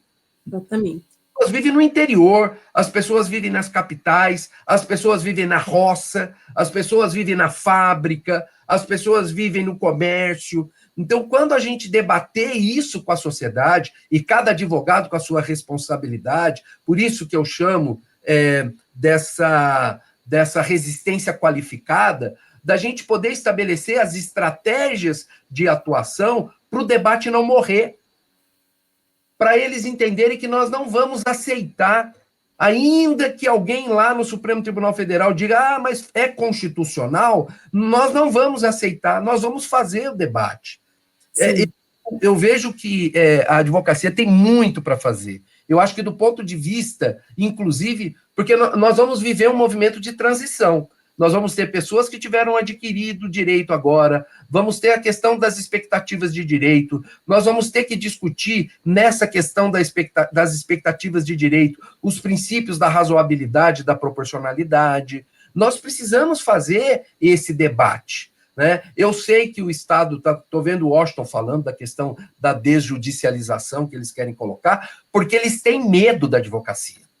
Se há um medo que o Estado tem, é da advocacia, ainda mais da advocacia qualificada e organizada, e estrategicamente organizada. Então, assim, o Estado vai tentar se utilizar. O que nós precisamos fazer do ponto de vista institucional, por exemplo? O conjunto das seccionais da OAB devem se unir no sentido, junto no Conselho Federal da OAB, no sentido de não dar espaço para acontecer a desjudicialização. E nós precisamos conversar com o Poder Judiciário, precisamos conversar mais próximo do Poder Judiciário para mostrar para eles, porque esses dias atrás perguntaram para mim, num debate, tinha um magistrado debatendo comigo, e eles disseram o seguinte, nós temos a questão da judicialização muito grande. E eu disse o seguinte, olha, não é que a judicialização é grande porque a advocacia quer. Nós temos um Estado que obstaculariza as pessoas a terem os direitos ou a gozar os direitos que estão lá. Nós temos absurdos quando você coloca uma operação como a Pente Fino, com o intuito de economizar 800 milhões de reais, como foi notícia durante esses dias. A Operação Pente Fino economizou 800 e poucos milhões de reais. O problema é que economiza, doutor Sodré, desculpa lhe cortar, mas a que custo, né? Porque eu sempre digo assim, se for para economizar a custo de direitos legítimos que estão sendo negados, me desculpa, mas aí eu já não tenho interesse. Eu sempre falo assim, eu gosto muito de frisar isso. Nós temos um tribunal administrativo, e com todo o respeito que eu tenho pelo CRPS, hoje muito bem comandado pelo querido Marcelo Borcio, que tem boa vontade, e que eu tenho certeza que vai fazer coisas maravilhosas como o Manuel Dantas fez. Claro que não pode ser nada rápido, as coisas precisam ser devagar, porque elas precisam ser estruturadas. Mas nós temos um tribunal, e isso serve tanto para o CRPS como para o CARF, que tem resistência de usar a 9784 de 99. Uma moderna, inspirada no direito francês, inspirada no direito alemão, que trata da pura desjudicialização, que é resolver as questões de modo prático, efetivo, na via administrativa. E Ana, eles são resistentes, desculpa. Não, é que assim, eu adoro a 9784 de 99. Primeiro que nós temos aqui um escritório que cuida de servidor público em São José dos Campos, né? Basicamente regime próprio, e a 9784 de 99 é o nosso padrão de conversa. Basta, eu faço um convite para que as pessoas leiam os princípios esculpidos na 9784 de 99, no artigo 2º da lei, que amplia todos aqueles princípios do caput do artigo 37 da Constituição. Fala lá do princípio que as decisões devem ser feitas com razoabilidade, com proporcionalidade, assim, a questão da motivação. É muito bem realizada a lei 9784. Contar que a 9784, quando ela fala de legalidade, ela fala que o servidor está estrito à legalidade desde que a sua atuação seja conforme a lei e o direito. Esse caminho da atuação da lei e do direito significa, ela é uma legalidade, mas a partir do momento, ela não é estritamente positivista, mas ela leva em conta as fontes que nós temos do direito. Essa sempre foi a ideia, essa é, como diz o Washington, essa é a nossa batalha, essa foi minha batalha dentro do conselho, foi minha batalha quando estava no pleno, quando pude trabalhar com o Manuel, com o Paulo Vitor, que também trabalhou muito nesses fundamentos quando ele ainda está no CRPS, a ideia de que o tribunal tem que ser útil. Se o tribunal não for útil, a gente está agencializando juizado especial. A gente tira da agência que nega sem motivo nenhum e agencializa isso no juizado, usando duas estruturas para negar a mesma coisa, porque agora o juizado só está negando. Então, Ana, e a gente não pode instrumentalizar o Estado só para as negativas, com cunho econômico. A gente não pode, por exemplo, fazer o que a Associação Nacional dos Peritos Médicos fez, do ponto de vista de querer fazer a perícia médica administrativa e também querer fazer a perícia médica judicial. Assim, é extremamente absurda a discussão do Estado. Isso é uma vergonha, né? Preciso dizer que é isso que eu ia falar, que é vergonhosa a atuação da associação. Não estou falando dos médicos, a quem tenho muito respeito. Eu também tenho muito respeito, doutor Sodero, faço uma ponderação aqui. Eu escrevi uma nota técnica junto com o Neto e com o doutor João Optis Júnior e o João Optis, Batista Optis Neto. É muito nome para eu ficar repetindo, gente. Eu gosto de falar de Optis pai e Optis filho.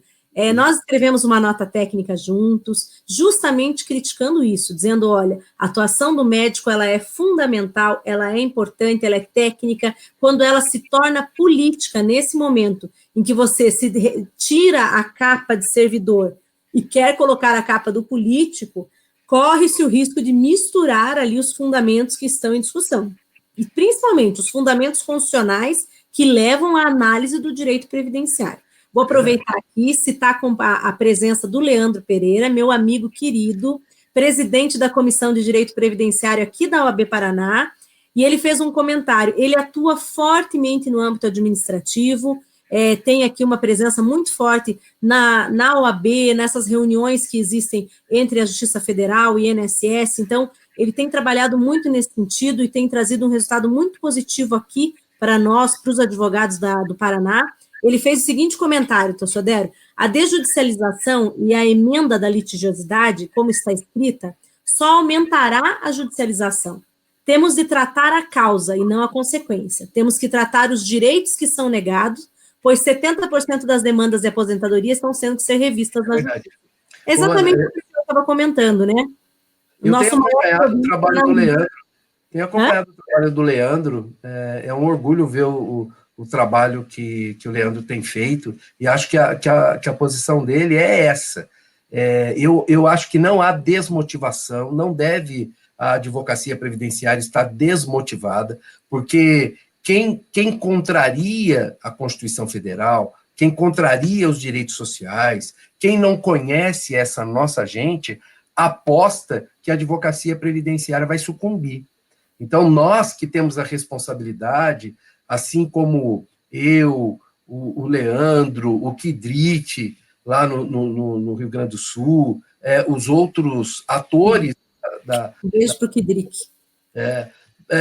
Todos os atores responsáveis do ponto de vista institucional pelas seccionais da OAB, nós temos mais do que nunca de valorizar a advocacia previdenciária, dizer para os nossos colegas que precisamos melhorar a nossa estratégia técnica, né? Por exemplo, nós precisamos entender como é que vai ficar a questão do acesso ou não aos benefícios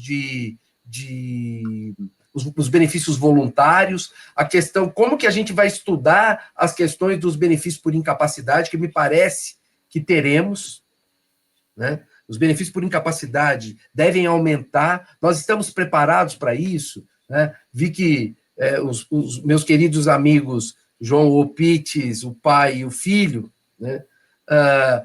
Falando dessa questão e eu também tenho falado muito essa questão da quesitação nossa. Será que nós temos lido o CPC? Estamos no CPC de 73 ainda, no que diz respeito à perícia. Precisamos nos atualizar, ler o 464 e seguintes do CPC novo. Então, eu acho que está na hora da qualificação. Esses dias alguém perguntou para mim, Sodero, eu quero me matricular num curso de pós-graduação em Direito Previdenciário. Devo esperar a reforma? E a resposta foi não. Corre, vai lá, se matricula. Porque quanto mais cedo você tiver acesso às discussões, mais cedo você vai estar apto para poder discutir. Nós temos um outro problema, Ana, que nós precisamos olhar para nós mesmos. Estamos bem do ponto de vista do processo? Conseguimos fazer com que os nossos processos cheguem aos tribunais de cúpula, né? Precisamos aplicar a 9784 nos processos administrativos previdenciários. Eu tenho feito uma discussão a respeito da aplicabilidade do Código de Processo Civil no quesito perícia nos processos administrativos previdenciários, já que a gente não tem um procedimento pericial. Então, estabelecer o mesmo critério, lá na forma do artigo 15. O manual médico, desculpa lhe cortar, mas o manual de perícia médica, ele fala exclusivamente da técnica médica para reconhecer incapacidade. A relação entre a doença, o CID que a pessoa tem, e o reflexo de incapacidade advindo da conjugação entre os dois. Mas a gente não tem, como o senhor falou, um manual de perícia. Não, nós não temos. Então, aplica o CPC. E aplica o CPC em que parte, por exemplo? Na especialidade do perito. Ele tem que ser especialista no objeto da perícia. Ele tem que fazer laudo. Não dá para ficar no conversê. Precisa sair o laudo. E o laudo com análise científica, com análise técnica, com metodologia.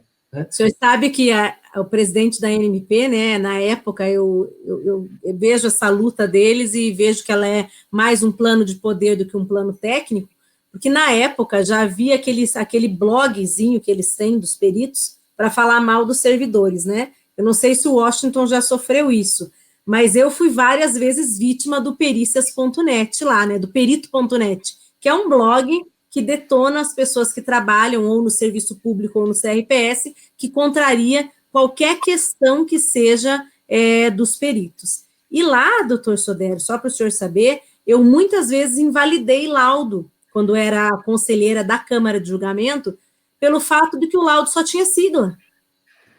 E antes de ser um ato médico, ele é um ato processual. O perito está trabalhando para que o servidor e depois as instâncias superiores de controle de legalidade do INSS, eles consigam compreender o que foi dito naquele laudo. Não existe Deus nessa conversa, viu, Ana? Não existe Deus. Eu sou Deus, eu resolvo aqui e eu escrevo do jeito que eu quero para ninguém poder entender. E é muito interessante porque quando o Código de Processo Civil trata disso, ele diz, olha, o perito deve escrever em linguagem técnica, mas acessível. Porque a responsabilidade do perito é dar condições para que quem vai decidir possa decidir.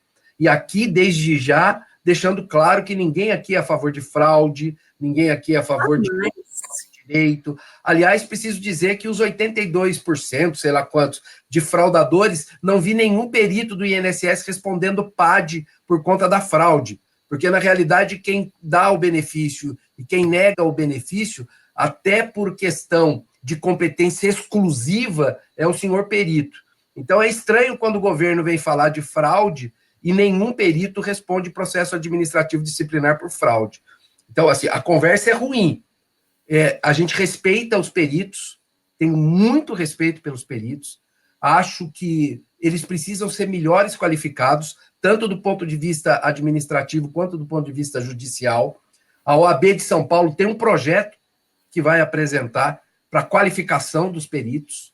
A gente quer fazer isso junto com os tribunais, para qualificar ele, não do ponto de vista técnico, científico, que eles são qualificados, mas do ponto de vista deles entenderem o papel judicial deles poderem... Né, doutor Sodero? Porque o médico, assim, com todo o respeito que eu tenho por todos que eu conheço, mas é normal, não é o mistério deles entender de processo.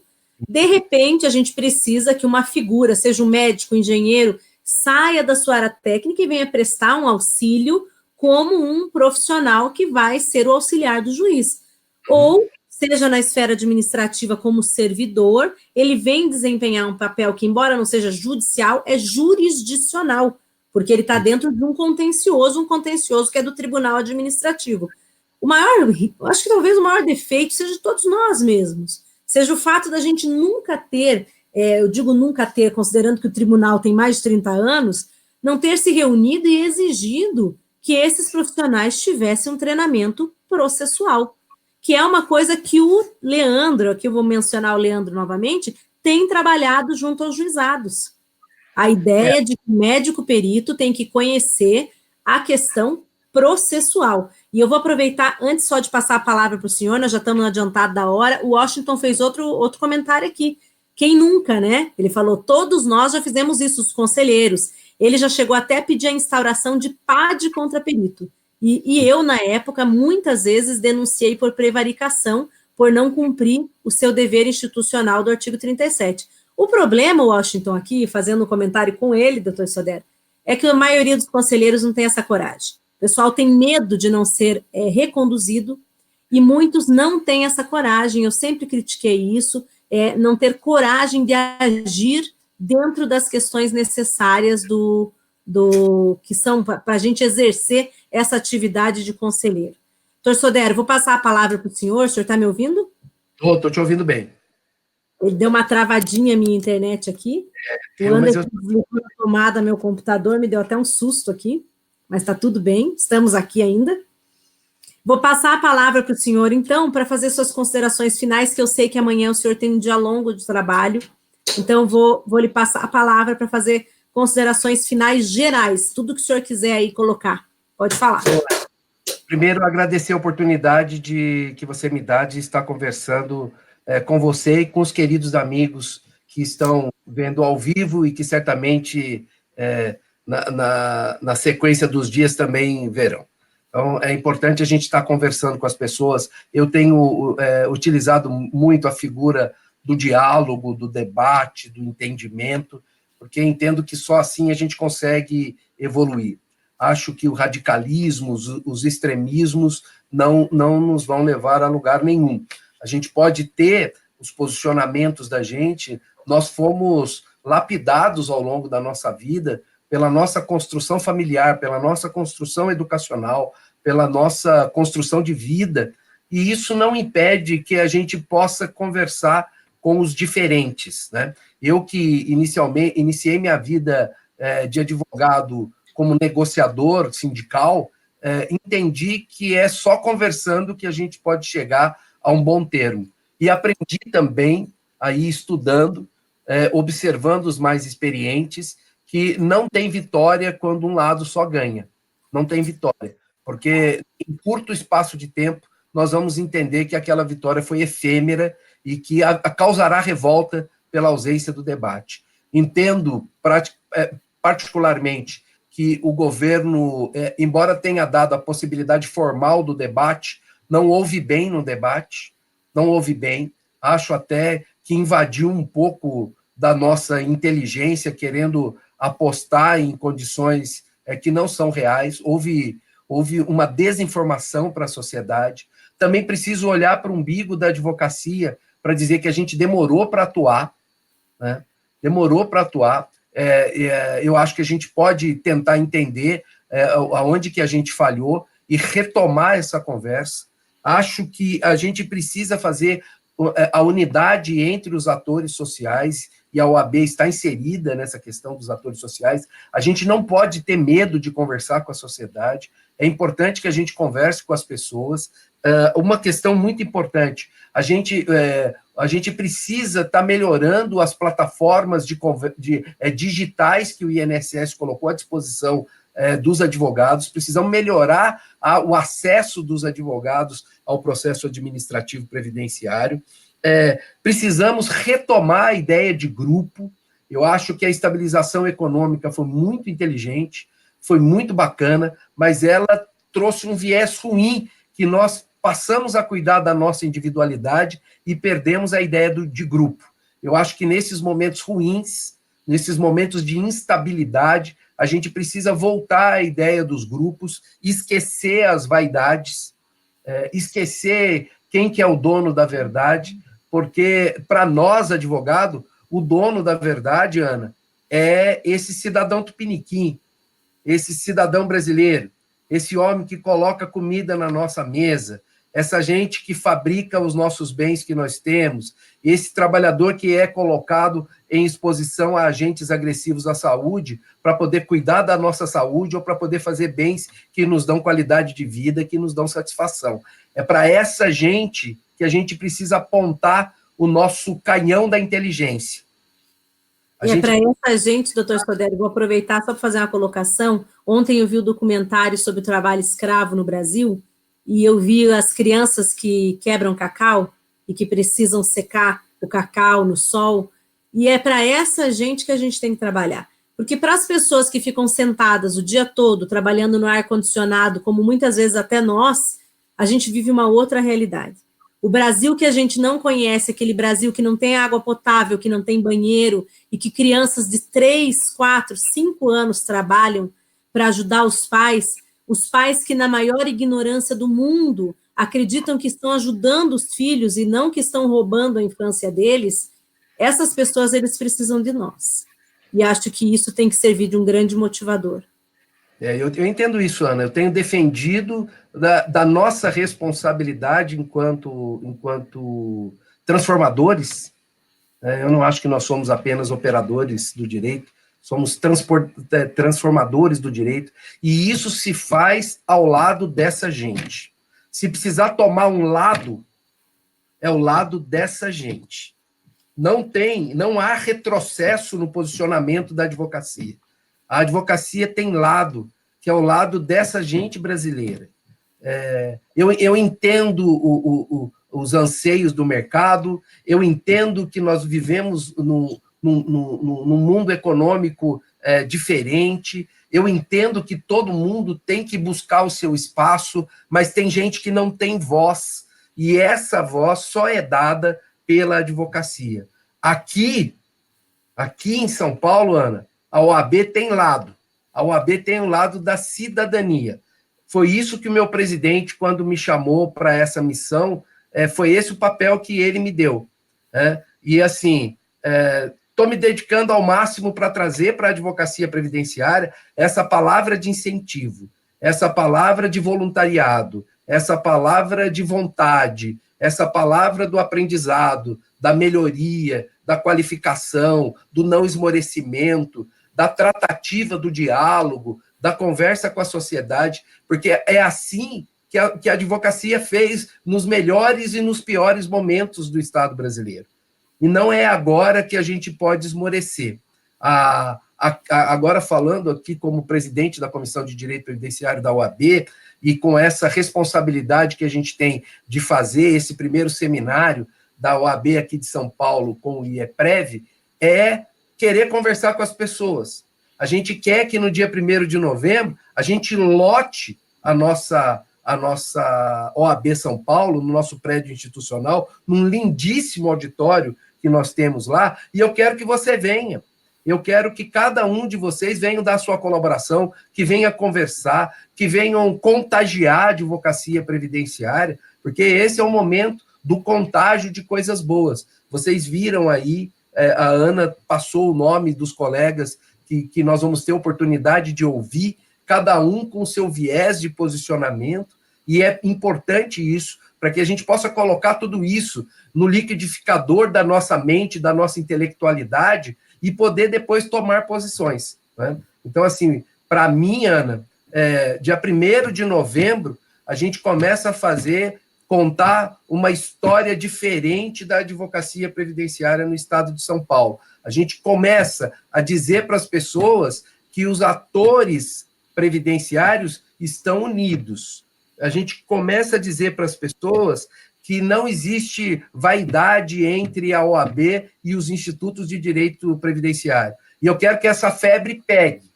Eu quero que a gente faça isso no Rio Grande do Sul, que a gente faça isso no Paraná, no Pará, no Acre, em Brasília, que a gente possa estar unidos para a defesa dessas pessoas. Porque eu me lembro de uma frase que o meu professor Raul Zaffaroni falou para mim e que eu jamais esqueço, da representatividade que a advocacia tem dessa gente brasileira.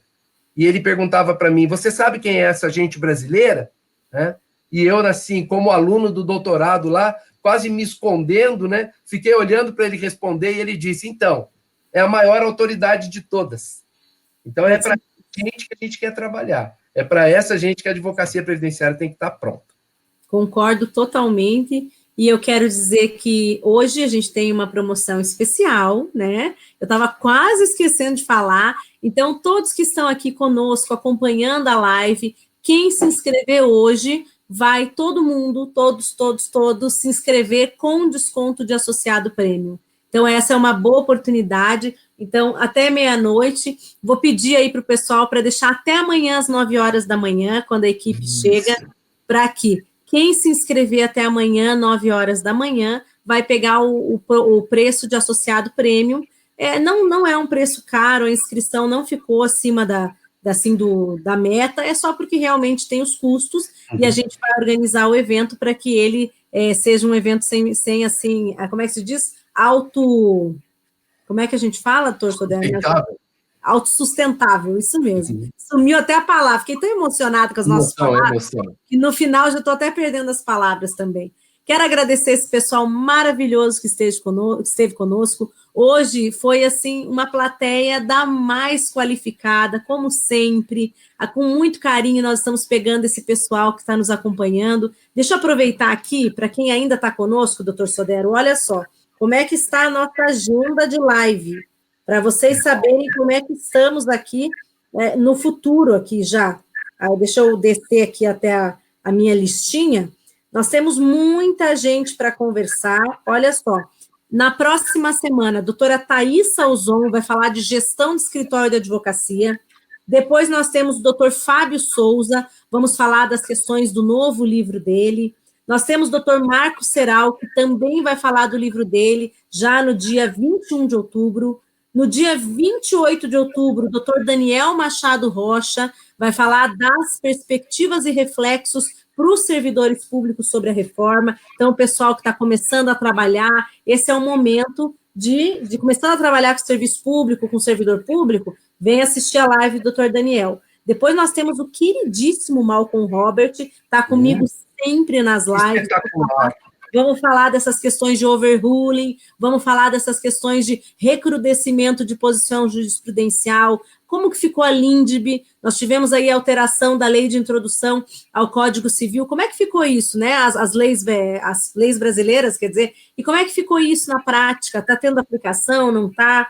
Nós vamos ter Miguel Orvati Júnior, que também é uma pessoa que entende muito, procurador, vai trazer aí para nós vários temas, depois nós temos... O Miguel é fera, né? O Miguel, você pode dar qualquer tema para ele falar que ele estraçalha. Ele desenrola qualquer tema complicado. Na sequência, nós temos Jesus Najib, nosso coordenador, vai falar dessa questão da aposentadoria especial para quem é da área da saúde. Na sequência, 24 de novembro, Rodrigo Sodero, né? filho de alguém que está aqui comigo.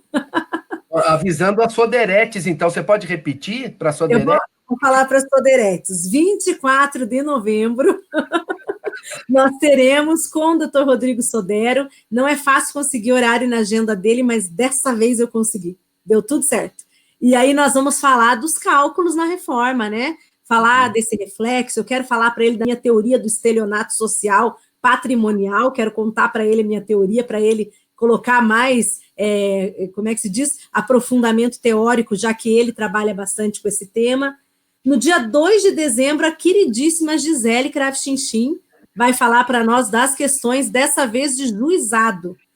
Nós falamos da última vez de tribunais superiores, dessa vez nós vamos falar dos juizados, problemática dos juizados, pente fino, como é que estão essas decisões. E terminando o ano, 9 de dezembro, a gente vai ter o nosso presidente, Dr. Roberto de Carvalho Santos, com o nosso coordenador, que eu já falo que como se diz, já é uma presença marcante, presença magna no IEPREV, que é o Dr. Lázari. Então, nós vamos aí encerrar o ano com o Dr. Lázaro e o Dr. Roberto, os dois coordenadores da pós-graduação de regime geral, e nós vamos tratar, então, de temas diversos, aí uma retrospectiva do final do ano, no dia 9 de dezembro. Então, a gente tem uma jornada do bate-papo, convido todos vocês a estarem conosco. Em outubro, nas segundas-feiras, em novembro, nas quartas-feiras, porque o pessoal reclamou muito comigo que a gente estava fazendo só nas segundas e atrapalhava, às vezes, o pessoal que tem um compromisso fixo na segunda. Então, eu fiz aí, de acordo com a agenda que deu certo dos professores, ficamos com outubro nas segundas-feiras, novembro nas quartas-feiras e dezembro nas segundas novamente. Dr. José Roberto Sodero, Dr. Sodero, como eu sempre chamo. É sempre um prazer tê-lo aqui comigo, tê-lo conosco no IEPREV, nos nossos eventos, nos nossos projetos, nessa defesa de direito. E eu acho que nós dois somos a prova viva, dois cancerianos do dia 13 de julho, com posicionamentos políticos distintos, mas que conseguem ter uma amizade maravilhosa e lutar pelo bem dos outros, mesmo com posicionamentos partidários diversos. Acho que isso é a beleza da gente poder, isso sim, para mim, é democracia. É isso, Ana. Olha, queria mandar um beijo para todo mundo, um beijo no coração de todo mundo que nos assistiu. Fico honrado de conversar com você. Você é um exemplo para mim de qualidade, de educação, de generosidade. O teu marido é ótimo também, o Anderson. Está me devendo aqui o retorno em casa para a gente conversar até 4 horas da manhã dentro da piscina, tomando chopp, cerveja e comendo carne. Só que da próxima vez é ele que vai fazer. Ele falou que só consegue pensar na luz da piscina. Na luz da piscina. Mas um abraço para todo mundo, Ana. E com esse sentimento de dizer para as pessoas que nós temos uma tarefa para fazer, uma tarefa que não é simples, mas é uma tarefa que todos nós podemos dar conta com o nosso coração. Nosso trabalho de coração. No nosso trabalho que não pode ser outro, que não ajudar pessoas. Lembrar que a economia é importante desde que existam pessoas para poder utilizar da economia, né? E causar miséria nas pessoas, nós vamos ter que conversar depois no umbral, viu? Eu não quero. Eu quero poder conversar em lugares mais auspiciosos. Exatamente. Quero que o nosso trabalho nos leve para um lugar melhor. Quero aproveitar, encerrando a live, doutor Sodero, eu sempre estou indicando um livro. Eu falei desse livro hoje, né, que é o livro Perícia Biopsicossocial. Muito bom esse livro, muito bom. Ricardo Caetano da Costa, são diversos colaboradores nesse livro, e eu vou aproveitar aqui para fazer propaganda desse artigo que eu citei. Eu nunca faço propaganda de artigo meu, mas hoje eu vou fazer, porque esse eu escrevi com o marido, e ele é especialista. Aqui tem artigo do João Batista Opitz Neto, com o pai dele, da doutora Jane, Lúcia Berwanger, do José Ricardo, do Adriano Maus. Então, esse livro, ele está excelente. Tem artigo do Marco Seral com a Daniele Monteiro, que é nossa também, os dois fazem parte da comissão. E aqui, o artigo que eu escrevi com meu esposo aqui, doutor Sodero, que é a importância da perícia biopsicossocial como ferramenta na concepção do direito previdenciário da população idosa. Então, a necessidade da análise global, né? estão aqui fazendo essa... Zé Ricardo é um querido também, hein, Ana? Zé Ricardo é um querido. Zé Ricardo é um querido. É uma pessoa incrível. E vou aproveitar, teve um colega, que eu não vou lembrar o nome, que fez uma pergunta ali embaixo a respeito de um livro para aquisitação. Estão lançando esse mês, né, o livro de perícia médica no âmbito perícia do trabalho e previdenciária, João Batista Opitz Neto e João Batista Opitz Júnior, o pai e filho, né? Eu estava com o livro aqui, viu, Ana? Ah, ele aí? Eu levei o livro aqui, ele estava aqui comigo, mas eu acho que eu levei para o meu escritório. Ah, eu não tenho livro ainda. Exemplar, porque eu também sou colaborador nesse livro. Ai, que bacana.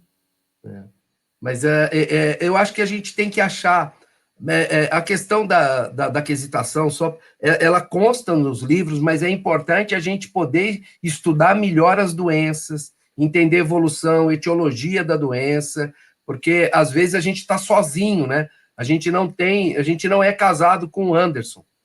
Né? Porque se eu fosse casado com o Anderson, ele ia me ajudar nas quesitações. Na próxima encarnação, eu já quero entrar na fila para poder...